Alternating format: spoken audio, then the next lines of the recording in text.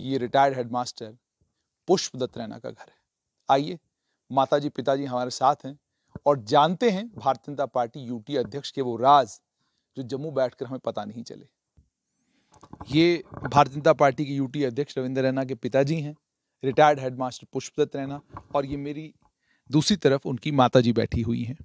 तो आइए, सबसे पहले लाल के बारे में असली जानकारी माता के पास होती है, तो माता जी के साथ बातचीत करते हैं। उसके बाद हेडमास्टर साहब से तो जाहिर सी बात है लंबी बात होगी।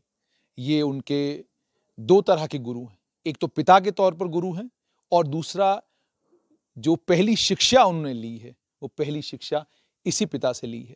जो थोड़ी देर मेरी इनके साथ बातचीत हुई, उस बातचीत में बहुत कुछ ऐसा पता चला जिससे ये बात सिद्ध होती है, साफ होती है कि जम्मू कश्मीर में भारतीय जनता पार्टी के यूटी अध्यक्ष रविंद्र रैना एक बहुत बड़ी पार्टी के अध्यक्ष होने के बावजूद बहुत साधारण जीवन जहां वो जीते हैं उससे ज्यादा साधारण जीवन उनके पिताजी और उनकी माताजी जीती हैं।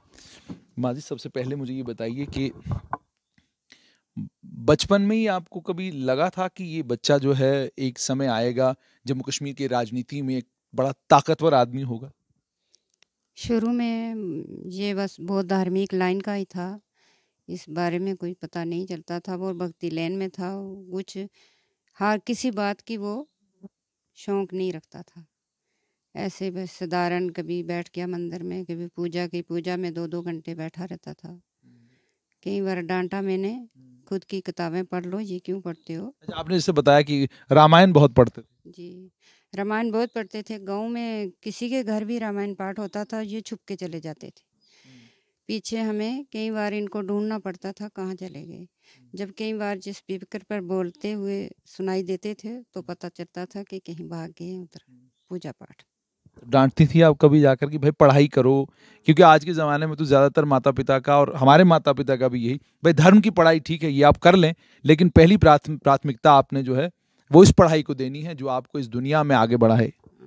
बहुत बार बोला, पढ़ते भी थे, लेकिन ये अपने सुबह जल्दी से उठ के नहा धो के अपने मंदिर में बैठ जाते थे। वहाँ छोटी सी रामायण रखी होती थी उन्होंने, बस उसको ही ज़्यादा ध्यान देते थे, वही ज़्यादा पढ़ते थे। उससे बाद उठा, थोड़ा बहुत खाना खाया और बैग लेके भागते भागते स्कूल गए। स्कूल का टाइम हो जाता था। अच्छा, इसका मतलब बचपन से ही भागते रहे, जैसे आजकल भी नजर आते हैं भाग ही रहे। हाँ, भाग ही रहते, भाग के स्कूल चले जाते थे। स्कूल की कोई ऐसी याद, कभी डांट पड़ी हो, कभी स्कूल में किसी ने पीट दिया हो या टीचर ने कोई शिकायत लगाई हो आपके पास कि देखिए जी आपके बेटे ने ये शरारत की? नहीं, ऐसी कोई बात नहीं, कभी भी नहीं? कभी नहीं। ऐसी स्कूल से इसकी कोई शिकायत घर में नहीं आई, कभी नहीं आई। तो जब मैट्रिक किया उसके बाद आमतौर पे माँ बाप को ये होता है कि भाई कोई आप एक काम करें जी कि आप 10th के बाद जो है साइंस सब्जेक्ट रख लें, कोई डॉक्टर बन जाएं, कोई इंजीनियर बन जाएं, तो आपने कोई ऐसा प्रेशर नहीं डाला? नहीं डाला प्रेशर ऐसे, तो खुद ही वो बड़ी मेहनत में करते थे, पढ़ते थे। फिर घर आके बस अपना छोटा मोटा देते थे ध्यान, वही कोई किताबों में, कोई धार्मिक प्रचार हो गया उसमें, कोई नीचे ऊपर, कहीं बाहर घूमने के लिए नहीं जाते थे। कहीं बार घूमने के लिए जाते? आइए, उनके पिताजी भी हमारे साथ हैं, फिर माता जी के पास जाएंगे। मुझे ये बताइए कि आज वो भारतीय जनता पार्टी की यूटी के प्रदेश अध्यक्ष हैं और राजौरी पुंछ के इलाके के एक बहुत बड़े नेता इस वक्त गिने जाते हैं। बचपन में चूंकि आप तो उनके दो, मैंने पहले ही कहा कि दो तरह के गुरु हैं, पिता भी हैं और साथ में पहले उस्ताद भी हैं। तो उस्ताद के तौर पर आपने अपने बेटे को कैसा देखा और एक पिता के तौर पर आपने अपने बेटे को कैसा देखा?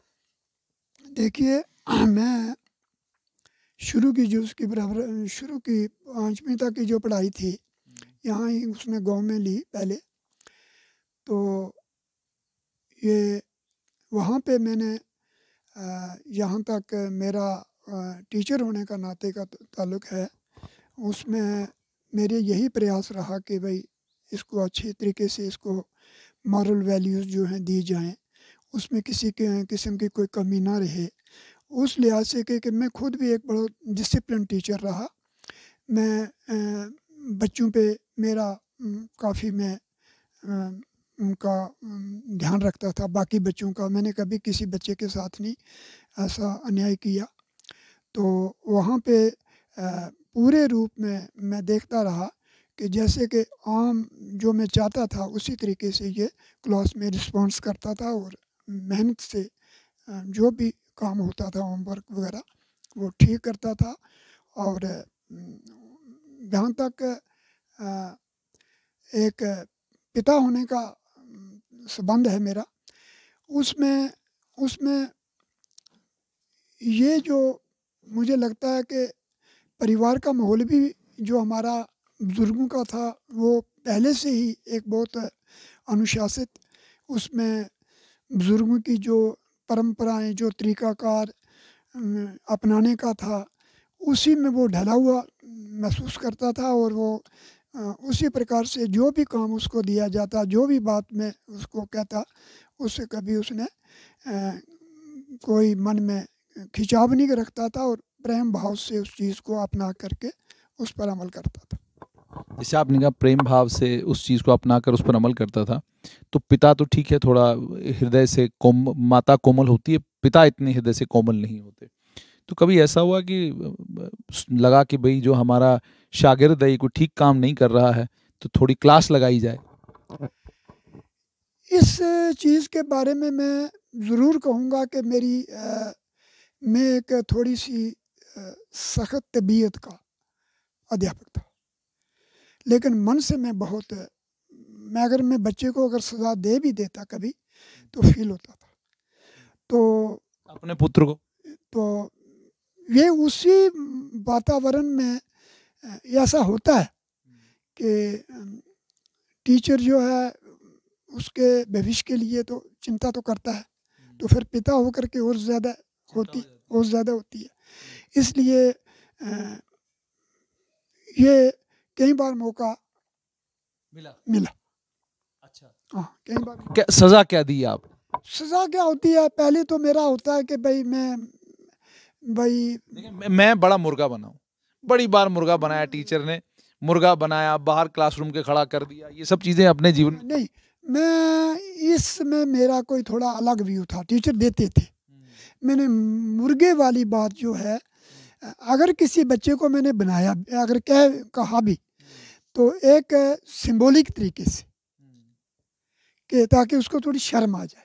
मैंने इस तरीके से नहीं आया कि उसके दिमाग पर कोई प्रेशर पड़े, कि उसको ये महसूस हो कि मैंने क्लास के आगे मुझे, लेकिन ज़्यादा खड़ा रखना बस। या छोटी सी अगर कुछ हाथ में मानो कि है तो मैं उसको लगाना नहीं, लेकिन कहना दबा दे देना कि भाई आपको मार पड़ेगी, कल ये तैयार करके नहीं आए तो।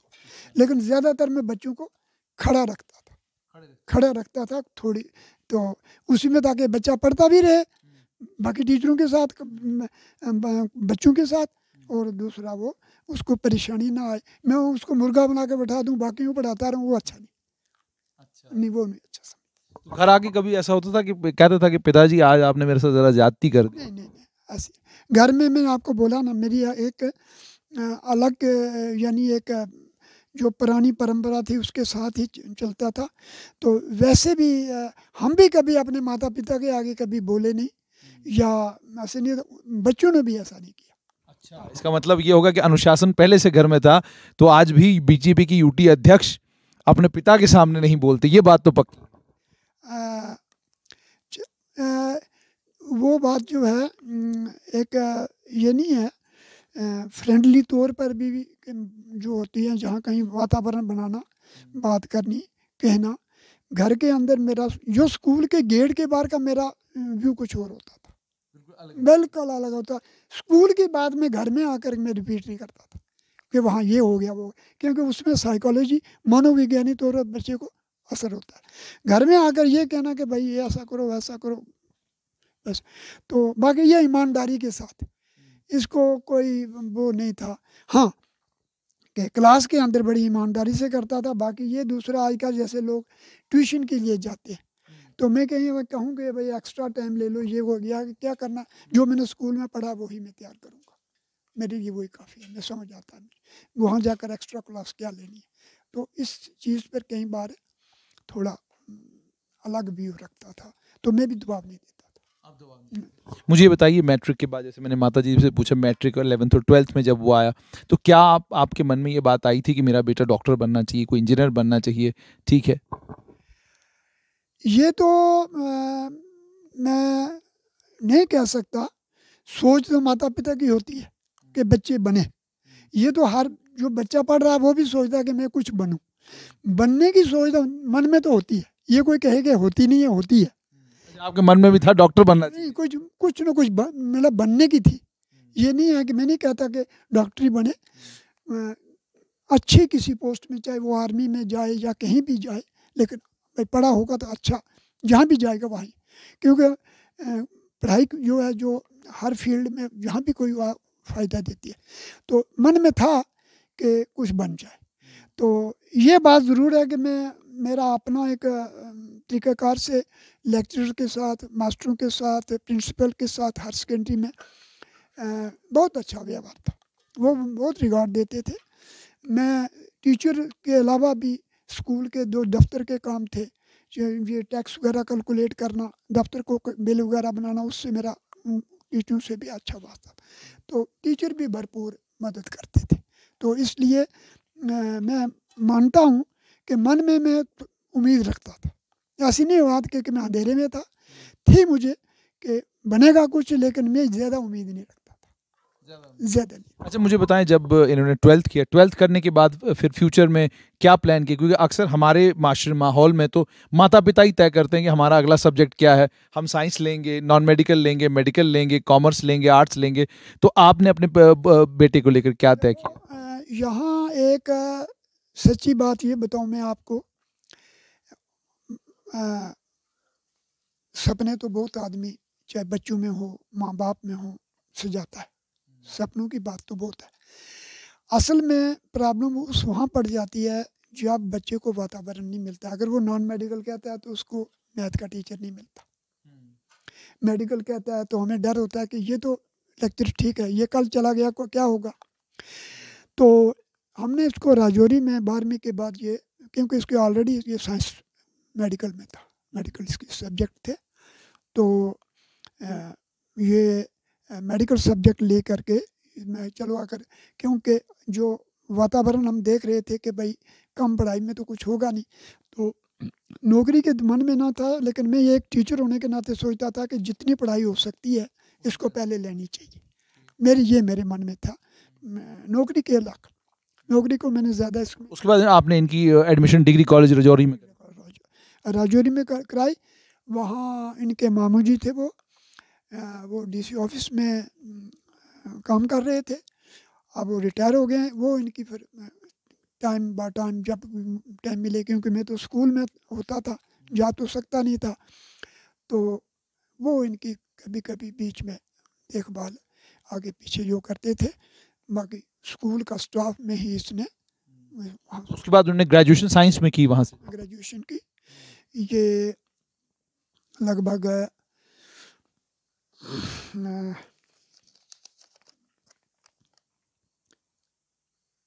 1999 में बीएससी की है। तो बीएससी करने के बाद मेरे मन में था कि ये एमएससी करें। तो इन्होंने फार्म भी, मैंने इनको भेजा जम्मू में, तो फार्म भी भरा था। तो उसी बीच में ये एक बार फार्म भरने के बाद अमरनाथ जी चले गए। अमरनाथ जी चले गए वहाँ पे, और साधुओं के साथ चले गए। और हमें इस चीज़ का कोई पता नहीं है। ये 4-5 दिन के बाद ये घर में आए, तो हम इनको देखा कि इनकी हालत कुछ ऐसे लग रही है कि ये बीमार हो गए हैं। तो फिर पता चला कि ये अमरनाथ जी से आए। तो फार्म इन्होंने वहाँ भरा हुआ था, लेकिन बाद में कुछ ऐसी चीज़ें होती हैं, वातावरण आ जाता है कि कुछ माहौल ऐसा बना या कुछ इनकी था कि वो बात जो मैंने सोची थी जम्मू में यूनिवर्सिटी में इनकी एडमिशन हो जाए, वो नहीं हो सकी। उसके बाद इन्होंने क्या किया? उसके बाद इन्होंने ये फिर असल में कॉलेज के दौरान कुछ लोग जो थे अच्छे अच्छे लोगों से इनके टाइम टू टाइम इनका एनजीओज़ के साथ है, कुछ ऐसे एनजीओज़ थे उनके साथ इनका ताल्लुक़ जुड़ गया। तो शायद मुझे लगता है कि राजौरी के अंदर ऐसा हुआ, क्योंकि मैं इनके पास तो था नहीं, लेकिन कुछ मुझे मालूम है कि कुछ लोग इनके साथ इनके आते थे, इनको गाइड करते थे या कुछ था। तो उन लोगों से फिर इन्होंने कुछ प्रेरणा ली। तो उसी बीच में ये फिर उन एनजीओज़ के साथ बाहर चले गए, गुजरात के चले गए। फिर एक सुनामी आई, इसमें हैदराबाद की तरफ नीचे, वहाँ एक महीना जाकर ये समुद्र में वहाँ से वहाँ चले गए, वहाँ उन लोगों की सेवा की जो भी वहाँ से लोग डिस्प्लेस हुए। इसी बीच कई बार बाद में इन्होंने बोला मैं एक दफ़ा कलकत्ते चला गया। तो इस तरह उन जगहों पर कई बार हमने सोचा एक बार ये कहीं जो रिटायर्ड लोग थे, चाहे वो जुडिशरी के लोग हैं या दूसरे थे, उन लोगों से इनसे पाला पड़ता रहा, वही इनको करते रहे गाइड वगैरह। तो उनसे इन्होंने, मुझे लगता है कि उन लोगों से इनको ज़्यादा प्रेरणा मिली। लेकिन यहाँ तक हमारा ताल्लुक़ है, हम महसूस ही करते रहे, लेकिन हमें उन लोगों से बारे में इन्हीं से सुनते रहे, बाकी हमें अपने खुद नहीं देखने का मौका नहीं मिला। अच्छा, उसके बाद मुझे ये बताइए कि ये जो इस तरफ आना, कि राजनीति में आना और राजनीति ज्वाइन करना, ये कभी आपको पता चला पिता के तौर पर कि ये राजनीतिक तौर पर भी सक्रिय हो गए? ये चीज़ यहाँ तक एक नॉलेज की बात है, किसी चीज़ का जानने की बात है। तो ये हमारे घर में तो वातावरण थोड़ा बहुत था ही कि राजनीति क्या चीज़ है, कैसे लोग करते हैं, कैसे क्या करते हैं, कौन कैसा है। तो ये थोड़ा बहुत हमारे घर में चर्चा होती थी, पहले भी थी तो वैसे भी होती थी। तो लेकिन यहाँ तक इनका ताल्लुक़ है, इस बारे में मैं जो परिस्थितियाँ बनी, इन बारे में मैं इतना विश्वस्त या मैं किसी तरीके से ये कहूँ कि जो कुछ हुआ ये हमारी सोच के मुताबिक हुआ, ऐसा नहीं है, ऐसा नहीं है। लेकिन फिर भी कुछ ऐसी एक बार बात आई, ये कोई 2012-13 की है। तो मैंने इनसे बात करते करते, मैंने कोई घर के में आए हुए थे, ये हमारे एक फंक्शन थोड़ा उन्हीं दिनों में एक मुकम्मल हुआ था। तो उस फंक्शन के बाद मैंने इनसे, मैं चलो आज मौका है तो घर में बैठे हैं, सर्दी थी तो ऐसे हम इसी चूल्हे के पास बैठे हुए थे जो आपने देखा। तो यहाँ पे बैठे हुए थे, तो मैंने इनसे बात की कि भाई आप हर वक्त बाहर व्यस्त रहते हो, तो वो बात तो ठीक है कि चलो आप समाज की सेवा कर रहे हो, लेकिन कुछ और बातें भी होती हैं घर की, जिन पे विचार करना चाहिए, क्योंकि हर वक्त बाहर रहना भी थोड़ा हमें परेशानी आती है। तो उस वक्त इन्होंने ये एक बात बोली थी कि आने वाले जो 2014 का साल है ये बड़ा क्रूशियल होगा, मोदी जी प्राइम मिनिस्टर आ रहे हैं और हमारा एक रोल होगा। अगर मैं 2013 में आपको बता रहे हैं, 13 में बता दें कि हमारा एक रोल होगा, और अगर मैं इस अपने जो मेरा कोई मिशन है, मैं इस मिशन के बारे में आपसे इतनी डिटेल बात नहीं कर सकता, क्योंकि ये मिशन मैंने बहुत अपनी ये जो पीरियड है, मैंने बीच का जो जहाँ भी मैं रहा, मैंने जो डेडिकेट किया है, ये बेकार चला जाएगा। 2013 में इन्होंने आपको बोला मोदी जी 2014 में जो प्रधानमंत्री बनने वाले हैं। फिर मुझे शक पड़ गया, फिर मुझे कोई शक पड़ा कि परिस्थितियाँ, जो लोग मुझे कहते हैं कि आप टीचर हो कर आपका लड़का राजनीति में ना जाए, ऐसा ना करे, वैसा ना करे। ये अमीर लोगों का खेल है। अमीर लोगों का खेल है, तो आपके बस का रोग नहीं है। जो आपका वक्त निकल रहा है, इससे भी आप चले जाएंगे। तो आपने, लेकिन जब मेरी इनसे बात हुई तो इन्होंने कहा ये एक सेकेंडरी मसला है, इन चीज़ों का इनको रहने दो, पहले मोदी जी आएंगे, फिर अगला आप देखेंगे क्या होगा। तो उस वक्त मुझे जब मोदी जी आ गए तो हमें पूरा ही विश्वास हो गया कि अब जो वातावरण बदल रहा है, मुमकिन है जिन लोगों की ये बात करते रहे हैं उन लोगों की से इनको भी शायद हो सकता काम इनका भी बढ़ जाए, उनको भी कुछ जिम्मेवारी मिले, ऐसा हो। उसके बाद जब चुनाव की बारी आई और पता चला मैंडेट मिला है इस कॉन्स्टिट्यूंसी से, तो उस वक्त कैसा लगा आपको? पहले आपने ये तो नहीं सोचना शुरू कर दिया कि भाई मैंडेट तो मिल गया, पैसा कहाँ है, चुनाव कैसे लड़ने? मैंडेट की बात यह है कि जब ये आए यहाँ पे तो शायद इनको ये भनक पार्टी ने दे दी थी कि आप तैयारी करो, तो मैंडेट आपको तैयारी या पैरी करो। तो अब इनका जो मैक्सिमम पीरियड था बाहर था।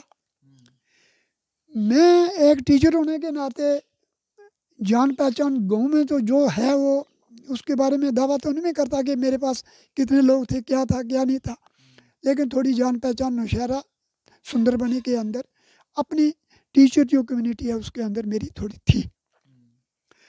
तो इसको थोड़ी झिझक हुई कि मैं इतना अर्सा 12-14 साल हो गए मैं घर इधर से निकले हुए, मुझे कोई पहचानता नहीं, जानता नहीं, क्या होगा। तो पार्टी कह रही है कि आप जाओ फील्ड में काम करो। तो थोड़ी सी इस चीज़ में देख कर के जो वातावरण था यहाँ का उसको देखकर महसूस तो हुआ, लेकिन जो बीजेपी का या मोदी जी का काम चल रहा था उससे हमें थोड़ी प्रेरणा मिल रही थी कि इनकी जो अगर इनको सीट मिली तो शायद मोदी जी के काम पे, नाम पे और पार्टी की जो चल रही है उसको इनको बेनिफिट मिले। बाकी हमारे ज़ाती तौर पर कहो तो वो तो बात आप समझ। हेडमास्टर साहब ने ये सोचना शुरू कर दिया भाई मैंडेट मिलेगा तो मैंने जितवाना कैसे? ये बात जब मेरी पहले हुई थी तो इन्होंने ये बोला था कि ये जो चीज़ है इसकी कोई चिंता की बात आप ना ही करें, जो ये अलग बात है। तो फिर मैंने इस पर जोर नहीं दिया। फिर मैंने यहाँ इतनी बात ज़रूर है कि जब मैंने इनको बोला कि चलो कोई बात नहीं, अगर पार्टी आपको मैंडेट देती है तो ऐसी बात नहीं है, जो भी हमारे पास समर्थ है चिंता नहीं करनी, हम लगा देंगे जो आपने कह दिया। अच्छा, ये भी हेडमास्टर साहब आपसे जानना चाहूँगा कि ये तो आपने कह दिया, उसके बाद ये चुनाव में उतर गए तो आपके इस बेड़े में लोगों का आना जाना शुरू हो गया, कोई परेशानी हुई? देखिए ये बेड़ा बड़ा हो, मैं इसलिए कह रहा हूँ कि बेड़ा बड़ा हो तो फिर तो कोई परेशानी नहीं। देखिए ये आप ठीक कहते हैं, लेकिन अगर लोगों की दुआओं से, उस भगवान की ऊपर वाले की कृपा से अगर ये हमारे घर में ये बात नहीं है, पहले भी वातावरण था, हमने कभी किसी के लिए कोई जगह ना। मैं हैरान हो गया, मैं अंदर आया, मैंने देखा दरवाज़ा भी नहीं है, कुछ भी नहीं है। तो मैं बिल्कुल नहीं, आज की डेट में भी कई बार आप 2-3 महीने हो गए फ़ोन पे तो बात होती है लेकिन मुलाकात नहीं होती। 2-3 महीने हो गए, कोई नहीं हुआ, नींद रहा है। लेकिन जो भी कोई आता है, हम ये नहीं कहते कि MLA उधर बैठा है तो उधर, हमें जो भी यहाँ आएगा, वो गरीब आएगा, बाहर का आएगा, दूसरा आएगा, तीसरा आएगा, जो कुछ भी ना हो तो पानी तो हम। हेडमास्टर साहब का परिवार सेवा में लगा रहता है, पानी का गिलास ज़रूर मिलेगा, ऐसी बात नहीं। अच्छा मुझे ये बताएं, जब ये बन गए MLA बनने के बाद वापस जाहिर सी बात है घर आए, तो उसके बाद कोई समय आपके साथ लगाया है, कोई बैठे हैं आपके साथ, कोई गपशप लगी है उन 3.5 सालों में, जिन सालों में ये MLA रहे? देखिए बात ये है, एक आपने शुरू में मुझे कहा था कि आप as a teacher, as a father, ये दोनों चीज़ें जो थी मेरे लिए ऐसी थी कि मन में तो खुशी तो बहुत ही है, खुशी तो थी मन में, हाँ खुशी तो थी, लेकिन यहाँ तक आम जो लोग सोचते हैं कि बैठेंगे इधर उधर की बातें करेंगे, ये करेंगे, वो करेंगे, समय को बर्बाद करेंगे। मैं कभी नहीं चाहता। वो आते हैं, मिलते हैं। मैं चाहता हूँ कि हमारा जितना टाइम है, जो बाहर के लोग हैं, पब्लिक के लोग हैं, वो बैठे हैं, वो शेयर करें, उनकी कोई परेशानी हल हो। अंदर बैठकर दरवाजे के अंदर बंद कर दें, या इधर हम बैठे रहें, या इधर है ही नहीं, चले जाओ, चले गए, या बीमार हैं, सोए हुए हैं, ऐसी बात। अच्छा, यानी आपको ये सारा अनुभव हो चुका है कि नेताओं के पास जब लोग जाते हैं तो पहली बात होती है वो सोए हुए हैं, दूसरी बात होती है बाथरूम में हैं, तीसरी बात होती है कि बीमार है, तबीयत ठीक नहीं है। तो आपने अपने बेटे को कहा कि भाई ये काम नहीं होना चाहिए। ये बात जो है हम बिल्कुल नहीं। इसके लिए हम जब भी आते हैं, मिलते हैं, जो भी घर का वातावरण हो, अपनी तबीयत के मुताबिक जो समय गुजारते हैं, 2 घंटे, 4 घंटे, 10 घंटे, रात जो भी है, तो वो अपने हिसाब से आते हैं। बाकी लोगों को जब पता चलता है, आपको पता ही है, और जिसी को पता चल गया तो फिर रात को 12 बजे भी लोग आना शुरू हो जाते हैं। तो उस बात की हमें कोई दिल में नहीं, मलाल नहीं है कि ये हो जाएगा, वो जो हमारे पास है, खुशी से हमें कुर्सी है तो कुर्सी मिलेगी, खड़ा है तो खड़ा, हमें नहीं। बाकी बेड़ा या ये बरामदा जो है, छोटा है बड़ा, इसकी कोई, उसके जो है सो है। बाकी किसी मक्की की रोटी अभी भी चूल्हे पे ही पकती है जी, पकती है। अगर हम इस वातावरण में रहते हैं तो ये नहीं है कि बाकी भी चीज़ें हैं, लेकिन इससे हमें एक अलग किस्म का सुकून मिलता है खाने का बीच में।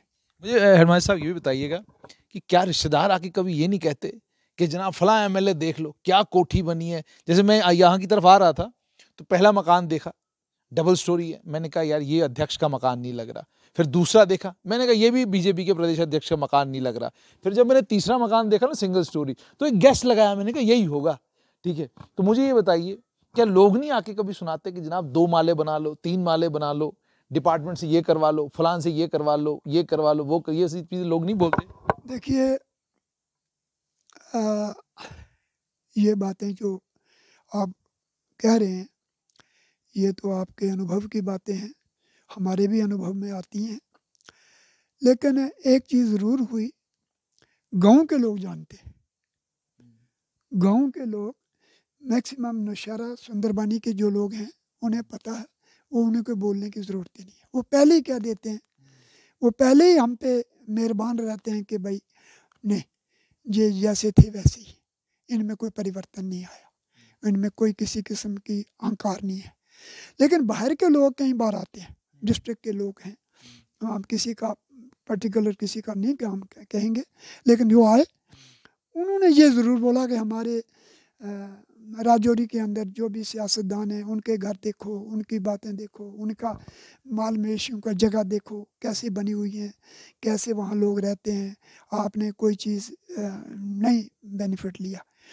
उन्होंने बोला, लेकिन हमें इन चीज़ों भाई हमने यही कहा कि जब एमएलए साहब का एक मिशन है सेवा करनी, तो हम कौन है बीच में उनको इस चीज़ को, हमें जो मालिक ने दिया है वो ठीक है, बाकी वो सेवा कर रहे हैं, इसमें भी हमें बहुत फ़ख्र है कि चलो एक गांव का बच्चा जो कभी, मैं तो असल में आप बोलो कि मैं कभी किसी पटवारी के पास नहीं गया, जाता था, ये सोचता था कि हमें कौन जानता है, कौन काम करता है। तो आज चलो उस मालिक की कृपा है, आप जैसे लोग भी तकलीफ़ करके अगर मिलने के लिए आते हैं तो उस मालिक की मेहरबानी, बहुत कृपा। अच्छा, मुझे एक चीज़ बताइए, कोई दिल में मलाल था उनके एमएलए बनने से पहले? ये आपने सच्ची बात बतानी है कि कभी दिल में मलाल था? मेरे पिताजी को भी था, जब मैं पत्रकारिता में आया तो उनको बड़ा मलाल था दिल में कि यार मैं अपने बेटे को आईएएस अफसर बनाना चाहता था, और ये उस लाइन में लगने की बजाय कहाँ लग गया, कौन सी लाइन पकड़ ली इसने। तो वो एक लंबे समय तक उनको मलाल रहा।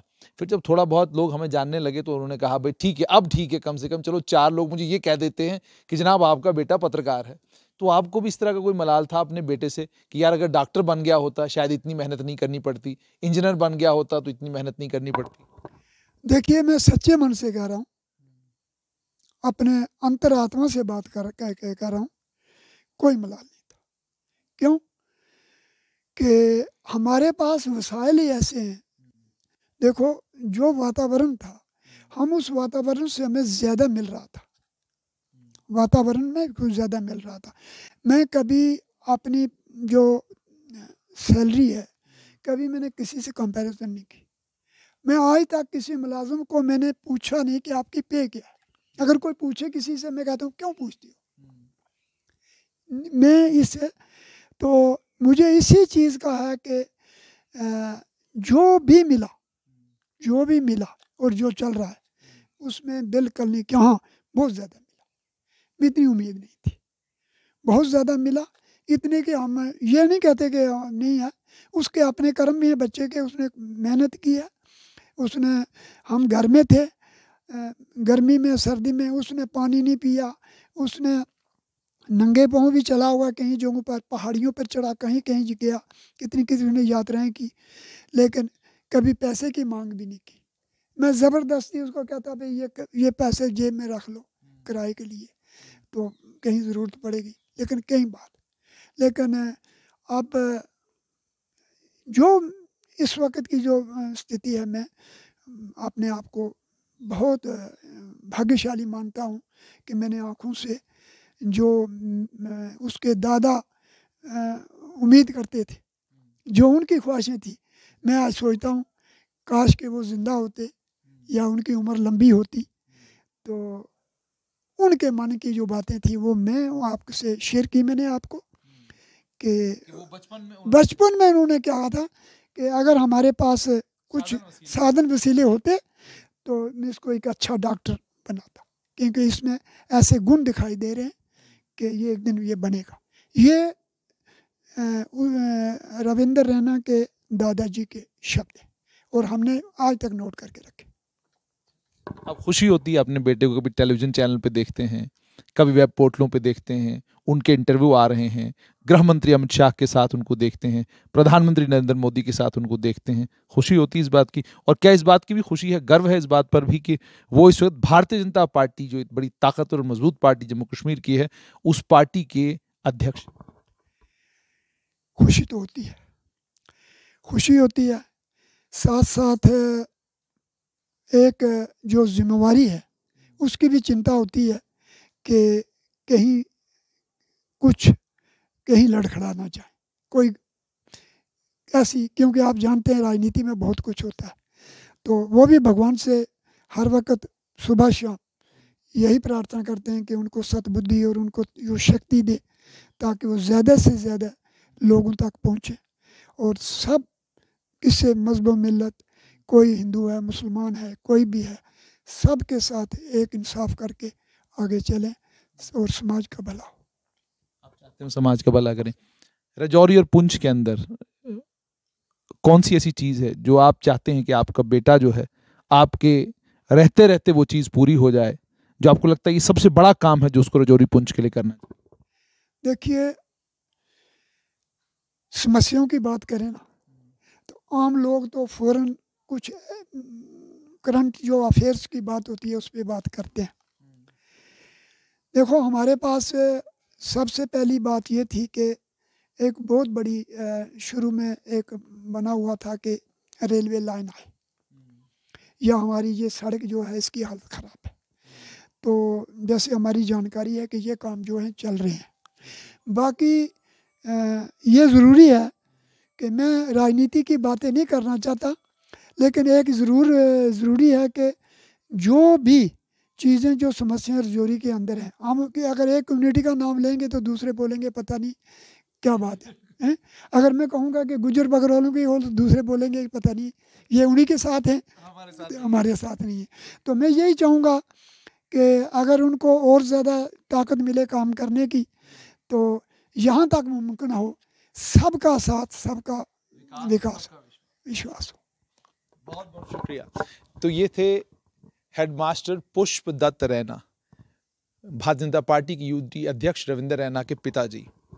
आपने साफ और सुथरी बातें सुनी, लाग लपट किसी बात में नहीं, और बात बिल्कुल कोरी और साफ की कि मैं संतुष्ट हूं इस बात से कि मेरा बेटा जो कर रहा है अच्छा कर रहा है।